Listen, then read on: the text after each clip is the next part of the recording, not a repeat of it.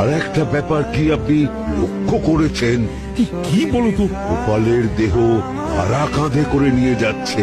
হ্যাঁ হ্যাঁ, ওই তো মন্ত্রী, সেনাপতি, জ্যোতিষী আর পণ্ডিত। আসলে গোপালের এই শেষ যাত্রা আমাদের কিছু শিক্ষা দিয়ে যাচ্ছে মহারাজ। এই যে দেখুন, যারা গোপালকে সহ্য করতে পারত না, এখন এখন তাদেরই কাঁধে গোপাল যাচ্ছে। তার মানে শেষ পর্যন্ত কেউই কারোর শত্রু থাকে না, সবাই মান অভিমান ভুলে কাঁধে কাঁধ মিলিয়ে পার করে দেয়। তাই তো, এই দৃশ্য তো সেই কথাই বলছে। আর ওই যে মোহর আর অলংকার ছড়িয়ে যাচ্ছে, সেটাও বুঝিয়ে দেয় যে এই অর্থ, সমৃদ্ধি সবই ফেলে একসময় চলে যেতে হবে।